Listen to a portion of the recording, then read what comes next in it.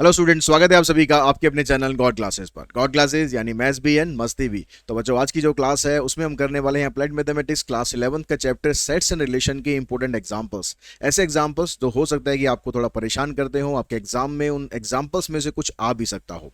तो एग्जाम्पल्स की जो सीरीज चल रही है आप लोगों ने वो मिस कर दी है, तो मैं आपको बता दूं कि चैप्टर 2, चैप्टर 3, चैप्टर 4 इन सब के एग्जाम्पल्स मैं आपको ऑलरेडी करा चुका हूँ। और आप वो एग्जाम्पल्स देखेंगे, समझेंगे तो डेफिनेटली आपको एग्जाम में जरूर हेल्प मिलेगी। और साथ एक चीज और कहना चाहता हूं कि जो क्लास 11th अप्लाइड मैथमेटिक्स है उसके लिए हमारा जो पेड बैच चल रहा है विश्वास 3.0 नाम से, तो वो बैच आप ज्वाइन कर सकते हैं। लिंक आपको डिस्क्रिप्शन बॉक्स में दिया हुआ है। गॉड क्लासेस ऐप आप डाउनलोड कर सकते हैं या वेब के थ्रू भी आप ज्वाइन कर सकते हैं। और उस बैच के अंदर आपको पूरा सपोर्ट किया जाएगा। जो आपके कंटेंट है, चाहे आप कोई सी भी बुक से आप पढ़ रहे हो, आपको सब तरीके से समझाने की कोशिश की जाएगी। और साथ ही साथ जो भी चैप्टर्स हम करते जाते हैं उनके टेस्ट, उनका रिवीजन, वो सब भी आपको करवाते हैं। तो उस बैच के अंदर आप जुड़कर अपनी एग्जाम की जो प्रिपरेशन है उसको बहुत अच्छे से कर सकते हैं। ये क्लास 11th को बिल्कुल भी लाइटली नहीं लेना है। क्लास 11th आपका बेस है जो आपको क्लास 12th के लिए तैयार करता है। तो ज़्यादा और बातें ना करते हुए हम अपने एग्जाम्पल्स हैं उसकी तरफ चलते हैं। तो देखिए, इस क्वेश्चन के अंदर आपसे कहता है कि ए जो दे रखा है आपको फाई। फाई का मतलब क्या होता है? फाई का मतलब नल सेट, जिसके अंदर कुछ भी नहीं है, खाली है बिल्कुल। Find P of A. P मतलब पावर सेट। तो आपको क्या करना है, पहले पावर सेट ऑफ ए निकालना है और फिर उसका भी पावर सेट निकालना है, यानी दो बार आपको पावर सेट बनाना है। Also right the cardinal number of this. इसका फिर हमें कार्डिनल नंबर बताना, मतलब कितने इसके अंदर एलिमेंट आ सकते हैं। तो ये पावर सेट का जो कंसेप्ट है, आई होप आपको जो सेट्स रिलेशन का जो कंसेप्ट है वो सारा का सारा आता होगा। कंसेप्ट वीडियोस आप लोगों ने देख रखे होंगे, तो ही आपको एग्जांपल समझ में आएंगे। अगर आपने कंसेप्ट वीडियोस नहीं देख रखे हैं तो पहले आप उनको देख लो, उनके सारे जो कंसेप्ट हैं उनको समझ लो, उसके बाद इस वीडियो पर आप रहोगे तो आपको बहुत अच्छे तरीके से समझ में आएगा। तो पावर सेट क्या होता है जी? पावर सेट जितने भी सबसेट हम बनाते हैं उन सबका कलेक्शन होता है, उसको हम बोलते हैं पावर सेट। ठीक है, जैसे मान लो आपके पास एक सेट है ए 1 2। हमने इसके पावर सेट बनाने हैं तो हम क्या करेंगे, पहले इसके सबसेट बनाएंगे। अब 5 जो होता है वो सभी का सबसेट होता है, तो 5 लिखेंगे, फिर हम 1 लिखेंगे, ठीक है, फिर हम 2 लिखेंगे और फिर 1 2 लिखेंगे। तो ये सारे इसके सबसेट हो गए। अब इनका जब आप पावर सेट बनाते हो तो पावर सेट में क्या करना होता है, सिर्फ इनको आपको ब्रेसिस के अंदर डाल देना। ये बन गया इसका पावर सेट ऑफ ए, ऐसे बनाया जाता है। अब लेकिन यहां पर आपके पास कुछ भी नहीं है इसके अंदर। अब कुछ भी नहीं है तो भी क्या हुआ, जो फाइव होता है वो तो सभी का सबसेट होता है, यानी फाइव खुद का भी सबसेट तो होगा ही ना। तो अगर हम इसका सबसेट निकाले,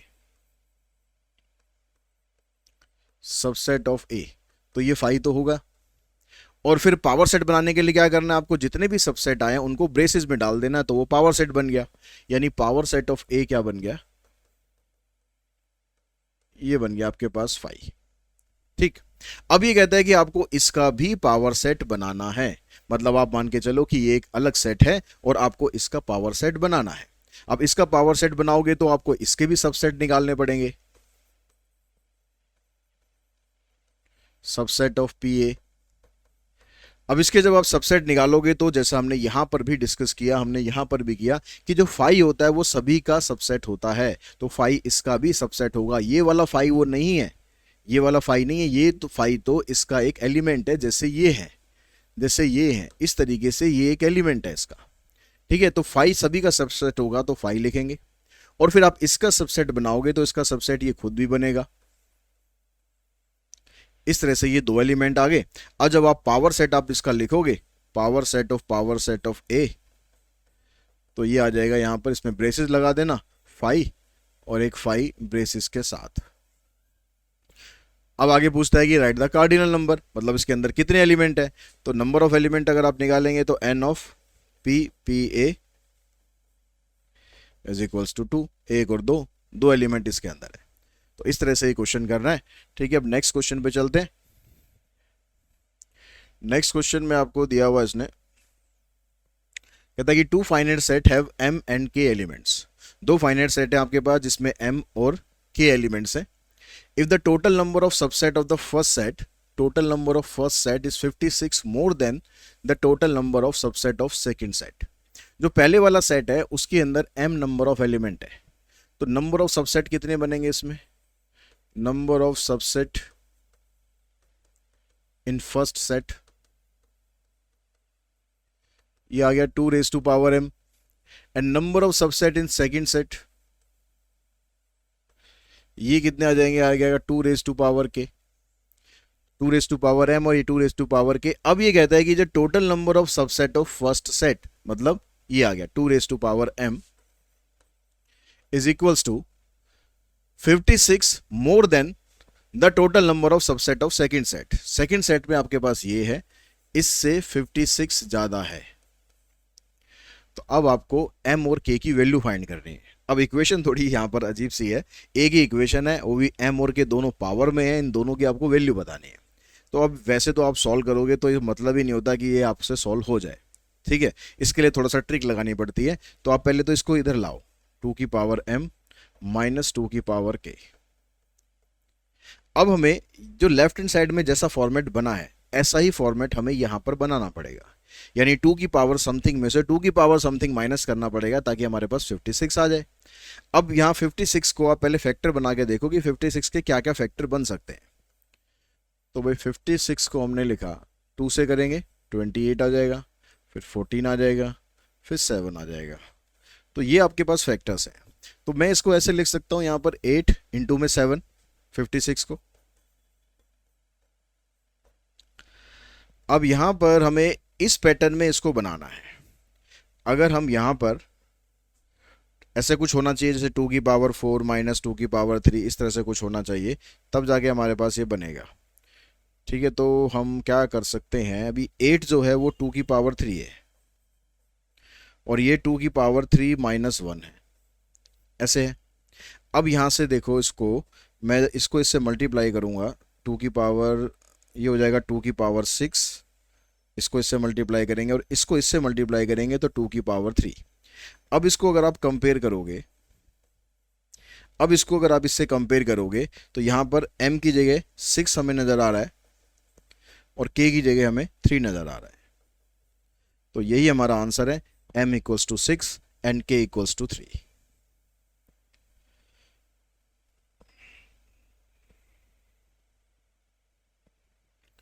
उसके बाद नेक्स्ट जो क्वेश्चन है आपके पास,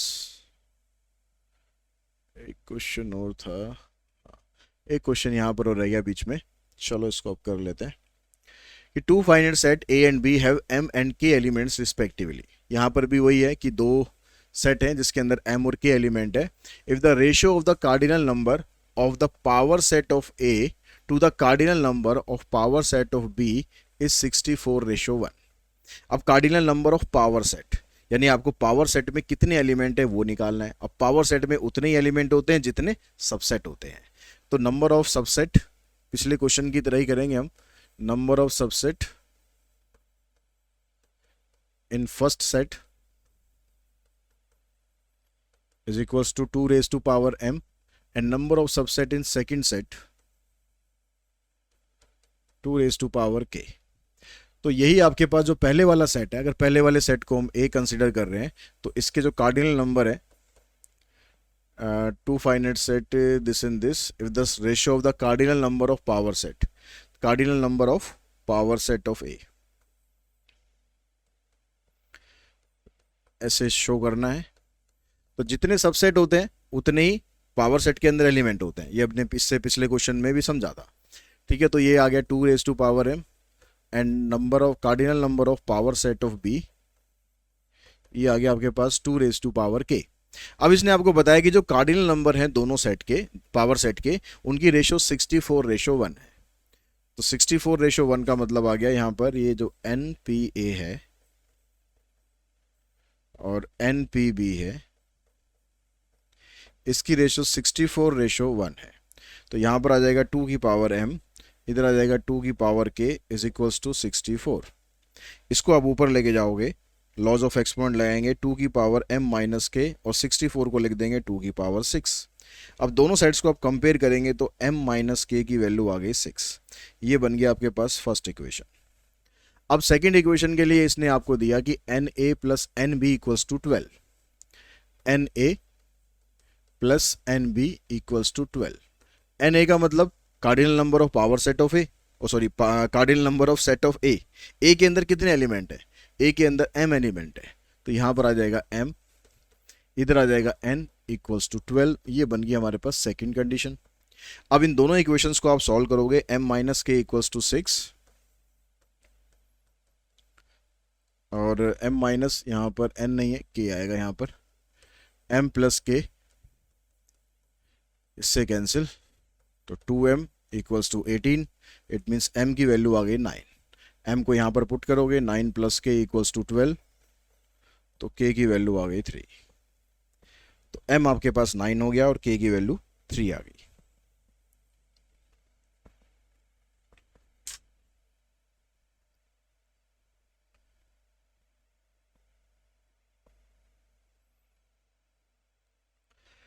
नेक्स्ट क्वेश्चन है, इसमें कहता है कि n यूनिवर्सल सेट, मतलब cardinal number of universal set is 40, na 25, nb 20, then find the greatest value of na union b।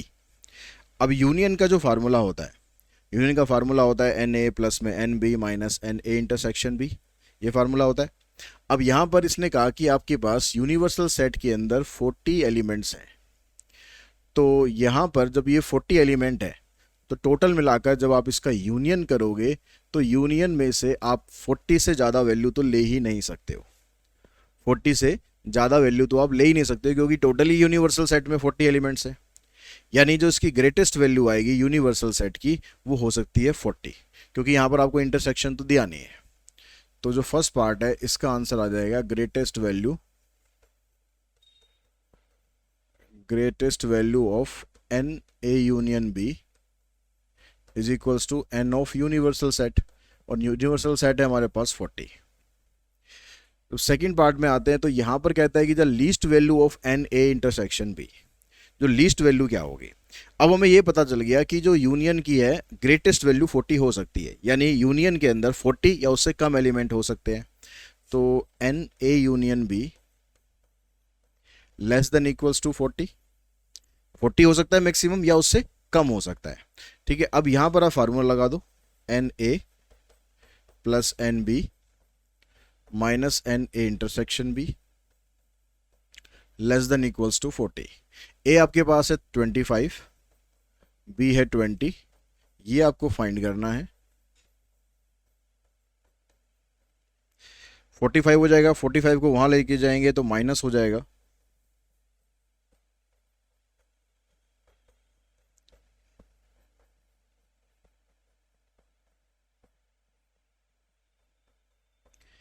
तो यहां से अब जो इंटरसेक्शन आया आपके पास ये -5 आया।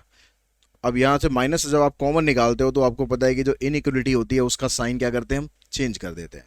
तो यहाँ पर बनेगा N of A intersection B greater than और इक्वल्स टू 5, यानी जो लीस्ट वैल्यू की बात कर रहा था कि इसकी जो लीस्ट वैल्यू है इंटरसेक्शन की वो 5 हो सकती है। ठीक है, लीस्ट का मतलब हो गया मिनिमम, यानी उससे ज़्यादा भी हो सकती है, तो लीस्ट वैल्यू इज़ 5। ये हमारे पास इसका आंसर आ जाएगा।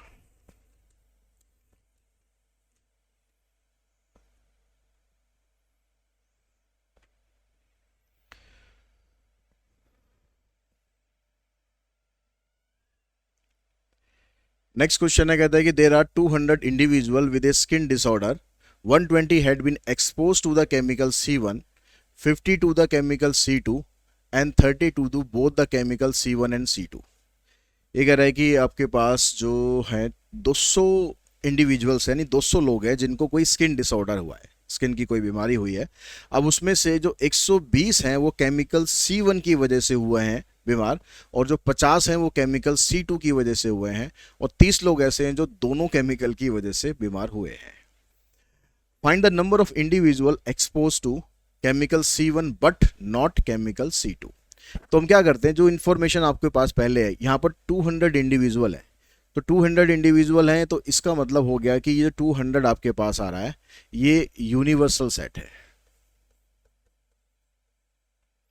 ठीक है, 120 केमिकल C1 से एक्सपोज हुए हैं, यानी ये हमारे पास NC1 हो गया, 120 NC2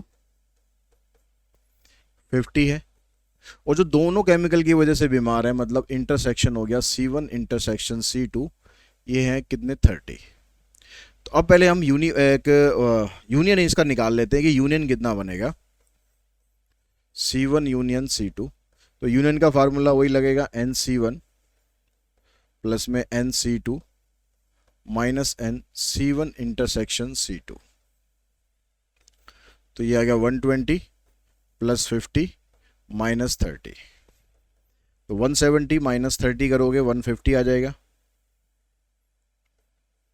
ओ सॉरी 140।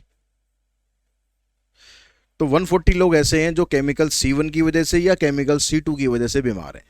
यानी जो 200 लोग थे ना, 200 को स्किन डिसऑर्डर है, लेकिन वो हो सकता है किसी और वजह से हो, केमिकल C1 या C2 की वजह से नहीं है। केमिकल C1 या C2 की वजह से 140 लोग हैं जो बीमार हैं। तो अब आपसे पूछता है यहाँ पर कि फर्स्ट पार्ट के अंदर chemical C1 but not chemical C2, chemical C1 but not chemical C2, यानी C1 तो होंगे लेकिन उसमें से जो C2 में आ चुके हैं वो आप हटा दो। तो इसके लिए इसमें क्या करते हैं हम, जो टोटल आपके पास C1 होता है उसमें से जो इंटरसेक्शन है उसको आप माइनस कर दो। तो टोटल C1 हमारे पास कितने थे, C1 हमारे पास थे 120, और उसमें से जो इंटरसेक्शन है उसको आप माइनस करोगे तो 90 लोग ऐसे होंगे जो सिर्फ केमिकल C1 की वजह से बीमार हैं, C2 की वजह से नहीं। सेकेंड पार्ट में कहता है chemical C2 but not chemical C1, अब उल्टा करना है आपको, NC2 माइनस C1, तो इसमें आ जाएगा NC2 minus NC1 intersection C2। तो C2 था कितना 50, इंटरसेक्शन है 30, ये आ गया। अब लास्ट में कहता है कि केमिकल C1 और केमिकल C2, तो और यानी चाहे केमिकल C1 से हो या केमिकल C2 से हो, तो वो ऑलरेडी हम निकाल चुके हैं एक तरह से, ये हमारा थर्ड पार्ट है। तो हमारा आंसर आया 90, 20 एंड 140। उसके बाद आते हैं हम नेक्स्ट क्वेश्चन पर। चलिए जो नेक्स्ट क्वेश्चन आपके पास, इसमें कहता है कि in a survey of 60 people it was found that 21 people like product A, 26 like product B, 29 like product C and 14 like A and B, 12 like C and A, 14 like B and C and 8 people like all the 3 product.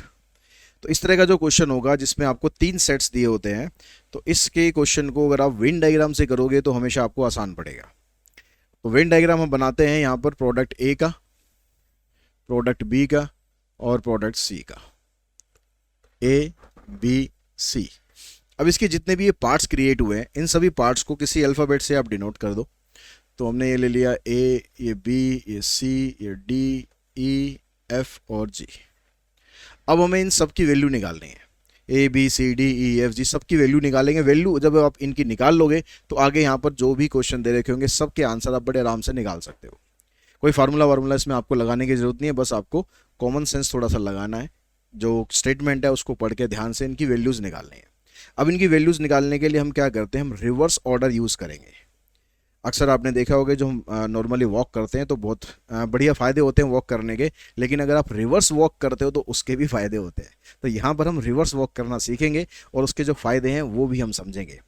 तो यहाँ पर जब reverse walk करेंगे तो इसका मतलब है कि आप क्वेश्चन को लास्ट से स्टार्ट करो। ऐसा यहाँ पर दिया हुआ है कि जो 8 पीपल हैं वो लाइक ऑल द 3 प्रोडक्ट, जो ये तीनों प्रोडक्ट हैं उसको लाइक करने वाले 8 लोग हैं। तो यहाँ से A B C D E F G में से आप देखो कि कौन सा रीजन ऐसा आ रहा है जिसके अंदर तीनों के तीनों सेट आ रहे हैं। तो यहाँ पर हम देखेंगे कि ये वाला जो पोर्शन है ना डी, ये ए के अंदर भी है, ये बी के अंदर भी है और ये सी के अंदर भी है, यानी इसी की वैल्यू आपको दे रखी है 8, क्योंकि 8 लोग ऐसे हैं जो कि तीनों के तीनों प्रोडक्ट को लाइक करते हैं। अब उसके बाद फिर हम थोड़ा सा और रिवर्स चलेंगे, और रिवर्स चलेंगे तो कह रहा है 14 people like product B and C. तो बी और सी सेट में कौन सा रीजन, कौन से अल्फ़ाबेट्स हैं जो बी और सी में दोनों में आ रहे हैं। तो हमने देखा है भाई बी और सी में ये वाला पोर्शन आ रहा है, इस वाले पोर्शन में कौन है, डी भी है और एफ भी है। तो डी और एफ दोनों मिलाकर है, तो यानी हम यहाँ रखेंगे D plus F equals to 14। अब डी की वैल्यू आपके पास 8 है ही, तो यहाँ रखा आपने 8 plus F equals to 14, it means F की वैल्यू आपको मिल गई 6। उसके बाद थोड़ा सा और पीछे आते हैं, 12 people like product C and A. तो सी और ए के अंदर आपके पास ये वाला रीजन है, इसमें डी भी आ रहा है और ई भी आ रहा है। डी और ई मिलाकर कितना है, 12 है। डी की वैल्यू 8 है तो ई की वैल्यू आ जाएगी आपके पास 4। यानी फायदा हो रहा है, रिवर्स वॉकिंग का फायदा हो रहा है। थोड़ा सा और रिवर्स आते हैं और फायदा लेते हैं कि 14 people like product A and B. तो ए और बी के अंदर 14 लोग हैं, 14 मतलब ए और बी में आ जाएगा बी और डी, ये दोनों मिलाकर ए और बी में आ रहे हैं। तो फिर वो डी की वैल्यू आप 8 पुट करेंगे तो आपको बी की वैल्यू मिल जाएगी 6। अब रह गया हमारे पास ये जो ए है, सी और जी, इनकी वैल्यू और निकालनी है। तो उसके लिए और रिवर्स आते हैं आप। 29 लाइक प्रोडक्ट सी, जो प्रोडक्ट सी है ये प्रोडक्ट सी का सेट है, तो इसके अंदर ई भी आ रहा है, डी भी आ रहा है, एफ भी आ रहा है, जी भी आ रहा है, इन सब का टोटल मिलाकर 26 है, 29 है। तो ई, डी, एफ और जी, इन सब का टोटल मिलाकर 29 है। इसमें से ई की वैल्यू 4 है, डी की वैल्यू 8 है, एफ की वैल्यू निकालनी है, नहीं एफ की वैल्यू 6 है, जी की निकालनी है। तो जी कितना होगा देखो, 6 + 4 10, 10 और +8 18। तो ये 18 को इधर ले जाके आप माइनस करोगे तो कितना आ जाएगा, 11 आ जाएगा। फिर और थोड़ा पीछे चलते हैं। 26 लाइक प्रोडक्ट बी, तो बी के अंदर बी, सी, डी, एफ ये आ रहा है, बी, सी, डी, एफ, कितने लोग हैं, 26। तो भाई इसमें से आप वैल्यू पुट करोगे, बी की वैल्यू 6, सी की वैल्यू निकालनी है, डी की वैल्यू 8, एफ की वैल्यू 6। तो कितना हो गया देखो, 6 + 6 12 और 8 20, 20 को यहाँ ले जाके माइनस करोगे तो आ जाएगा 6। अब सबसे स्टार्टिंग में आ जाते हैं 21 लाइक प्रोडक्ट ए। तो ए के अंदर ए भी है, बी भी है, ई भी है और डी भी है।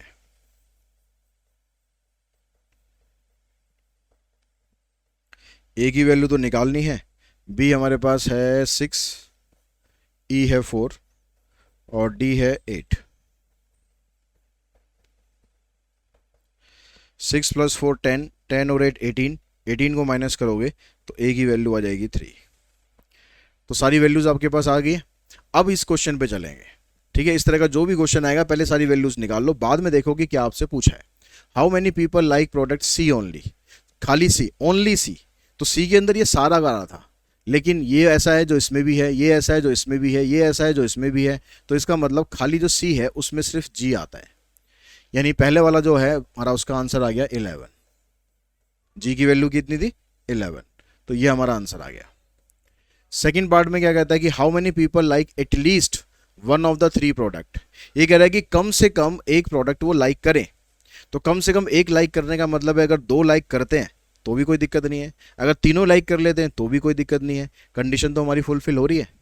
तो इसके अंदर एक लाइक करने वाले ये हैं, 2 लाइक करने वाले ये हैं और 3 लाइक करने वाले ये हैं, यानी इन सब का आपको टोटल कर देना है, A B C D E F G, इन सब का टोटल करना है। तो ए की वैल्यू आपने निकाली 3, बी की वैल्यू 6, सी की वैल्यू 6, डी की 8, ई की 4, एफ की वैल्यू 6 और जी की 11। इनका टोटल करो, 6 + 3 9, 9 और 11 20 हो गया, 30 हो गया और ये 14 है, तो 30 40 4 44। तो टोटल आपके पास 44 आगे जो कम से कम एक प्रोडक्ट लाइक करते हैं, ठीक है जी। उसके बाद नेक्स्ट जो पार्ट है इसमें कहता है कि how many people do not like any of the 3 product. कोई सा भी प्रोडक्ट लाइक नहीं करते। तो टोटल लोग कितने थे, टोटल थे सर्वे में 60 लोग शामिल, उसमें से 44 ऐसे आए जो कुछ ना कुछ प्रोडक्ट लाइक करते हैं, चाहे एक करें, चाहे 2 करें, चाहे 3 करें। यानी ऐसे लोग कितने हो जाएंगे जो कोई भी प्रोडक्ट लाइक नहीं करते। तो टोटल में से इसको आप माइनस कर दो, तो 16 पीपल ऐसे होंगे जो इनमें से कोई भी प्रोडक्ट लाइक नहीं करेंगे।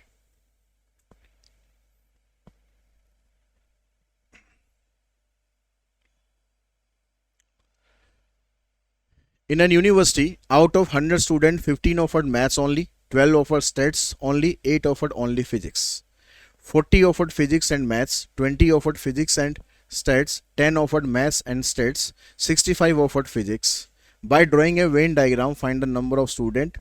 उसके बाद जो दो चीज़ पूछी है बाद में निकाल देंगे। अब इसने तो यहाँ स्पेसिफाई भी कर दिया कि आपको वेन डायग्राम से निकालना है ये, और किसी से नहीं निकालना। तो ये वेन डायग्राम हुआ, क्या क्या है हमारे पास, 3 सब्जेक्ट हैं, कौन कौन से, मैथ्स, स्टैट्स और फिजिक्स। तो मैथ्स का ये ले लेते हैं, स्टैट्स का ये आ गया, फिजिक्स ये आ गया, A B C D E F G. ठीक है, अब यहां पर ये देखो कि जैसे पिछले क्वेश्चन में आपको एक ऐसा वैल्यू दे रखी थी जो तीनों के अंदर आती है, तो यहां पर ऐसी कोई वैल्यू नहीं है। यहां पर लास्ट में हमारे पास क्या है, 65 ऑफर्ड फिजिक्स, बस इतना लिखा है। ठीक है, मतलब ऐसा कुछ नहीं है जो तीनों प्रोडक्ट को लाइक करता हो, तो इसमें आपको रिवर्स वॉकिंग की जरूरत नहीं है, इसमें आप सीधी वॉक भी कर सकते हो। तो आप सीधी वॉक करेंगे तो क्या कहता है, टोटल तो 100 स्टूडेंट है, यानी ये यूनिवर्सल सेट हो गया। 50 offered mathematics only, only only mathematics only में क्या है, ए, तो ए की वैल्यू आपको दे दी 15। 12 offered states only, states only मतलब सी, तो सी की वैल्यू मिल गई आपको 12। 8 ऑफर्ड ओनली फिजिक्स, तो ओनली फिजिक्स मतलब जी। 40 offered physics and maths, physics and maths, इसमें क्या आ रहा है, ई आ रहा है और डी आ रहा है, ये दोनों मिलाकर कितने 40, ई और डी मिलाकर कितने हैं 40। अब यहां से अभी कोई वैल्यू हमारे पास नहीं है, इसको यहीं पर छोड़ दो अभी। 20 offered physics and stats, 20 offered physics and stats, physics and stats मतलब डी और एफ, कितने हैं ये 20। 10 offered maths and stats, maths and stats B और डी, कितने हैं 10। 65 ऑफर्ड फिजिक्स, फिजिक्स मतलब ये पूरा, फिजिक्स ये पूरा हो गया, ई डी एफ जी,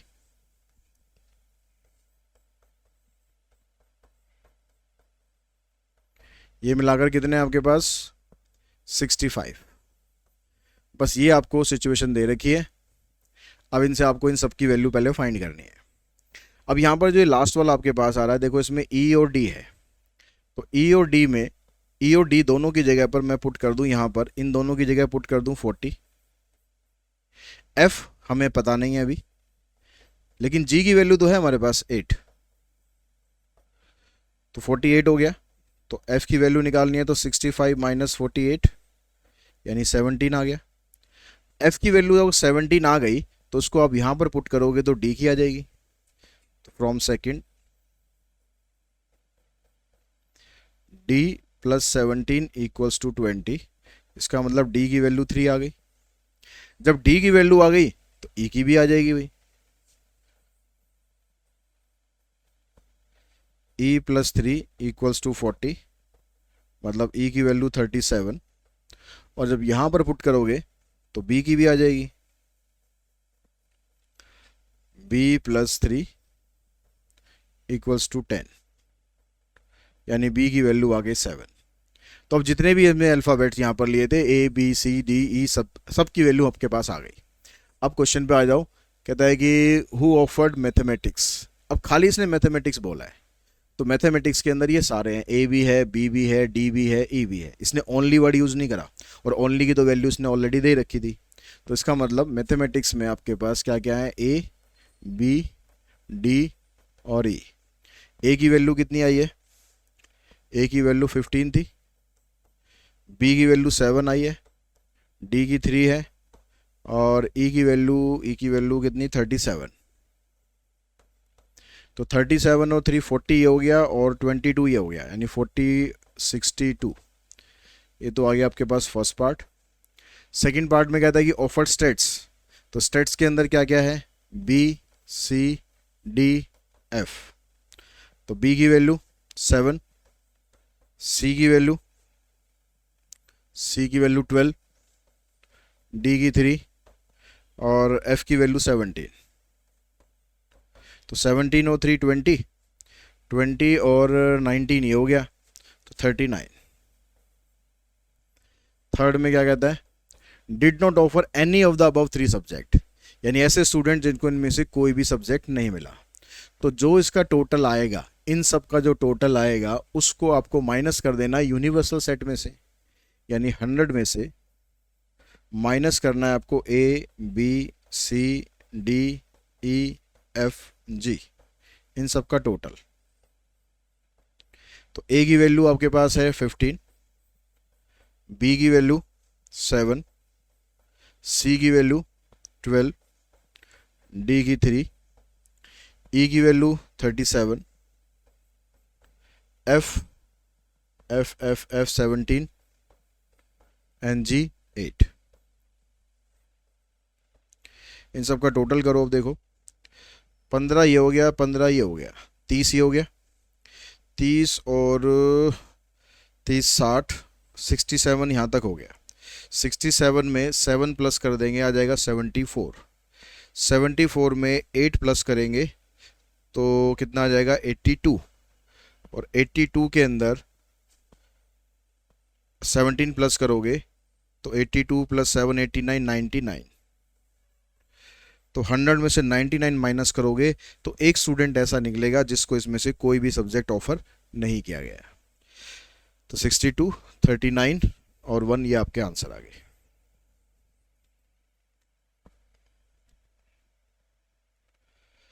इसी क्वेश्चन के साथ ही ये जो सेट्स और रिलेशन के क्वेश्चंस थे, क्योंकि बहुत मतलब ज़्यादा टिपिकल टॉपिक नहीं है, आसान टॉपिक है, फिर भी अगर आपको लगता है कोई एग्जांपल ऐसा है जो आपको परेशान कर रहा है तो कमेंट बॉक्स में कमेंट करके ज़रूर मुझे बताएं। कोशिश करूंगा कि आपकी वो प्रॉब्लम भी मैं सॉल्व कर सकूं। आज की इस वीडियो में इतना ही। Thanks to all of you.